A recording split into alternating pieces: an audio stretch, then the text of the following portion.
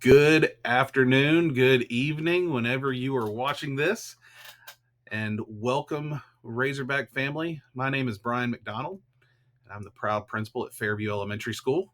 Your principal, Miss Boyles, asked me if I would be willing to read a story to you this evening, and I have brought one of my childhood favorites, Blaze and the Indian Cave. And this is one of my favorites, partially because of the story behind the story. This book belonged to my father when he was a little boy, and he read it and then he passed it on to me, and now I've passed it on to my boys. And I took a picture of the front cover just so that you could see just how old it is. You can tell around the edges of the book, it's kind of worn, kind of faded. He didn't take very good care of some of the pages. As you can see, he scribbled on some pages. He wrote his name in the top right hand corner, and these numbers 63, 64, that refers to the year that he got that. He was in second grade in 1963 and 1964 school year. And so the book has survived many years, and hopefully it'll survive many more years. So without further ado, let's get started. Billy was a boy who had a pony named Blaze that he loved very much. Blaze was very gentle and obedient, and Billy took the best care of him. They often took long rides and explored the country. One day, Billy's cowboy friend Jim told him about an Indian cave up in the hills. I often camped there when I was a boy, said Jim. I like to see the pictures the Indians painted on the walls long ago.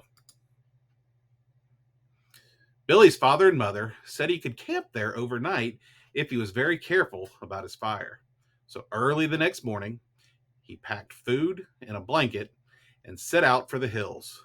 Blaze went along very eagerly. He liked exploring too. After riding many miles, they came to the hills, and there, far away, Billy could see the cave. This is going to be very exciting, he said to Blaze. I have never seen an Indian cave. Blaze hurried along, and soon they were there. As soon as they got the cave, Billy hurried inside with a flashlight. There on the walls were pictures of Indians and buffalo and deer. How long ago they must have been painted, but the colors were still bright. Then Billy tied Blaze to a small tree in a place where he could graze. Later, he watered the pony at a spring nearby. They had come a long way, and both were hungry and thirsty.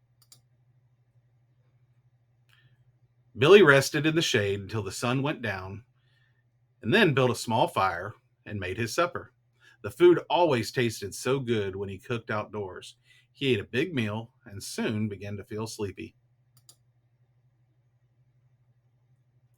Using his saddle as a pillow, the way cowboys do, he lay thinking of the Indians who once lived there.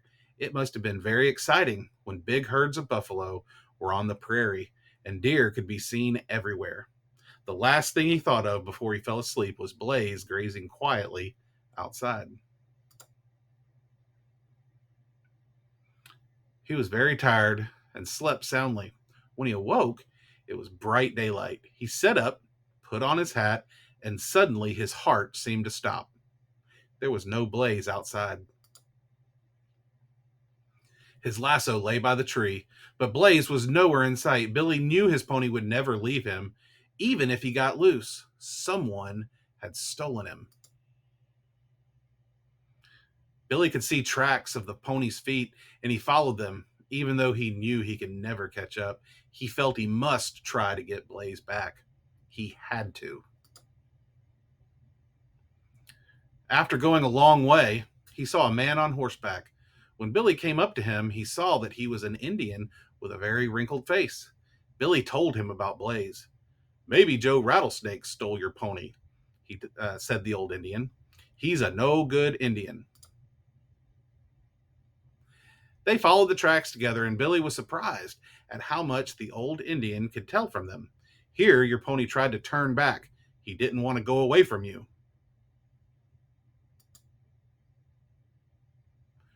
When they came to a high ridge, they could see a man on horseback far away.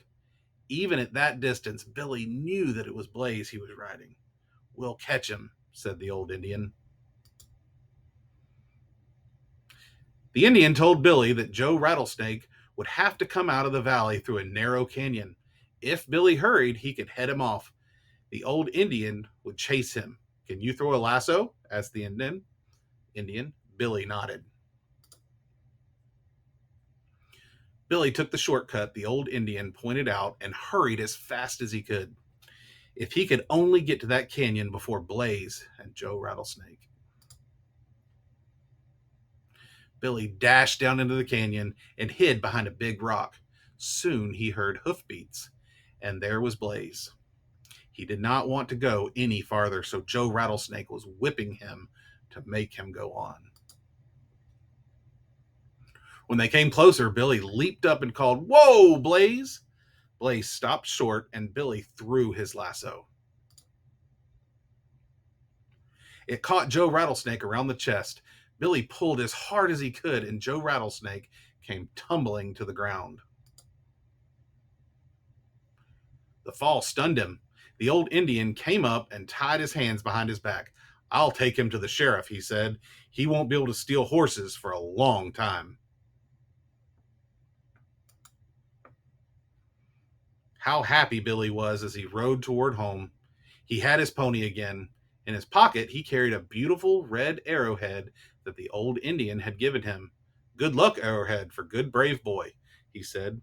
Billy was very proud and happy.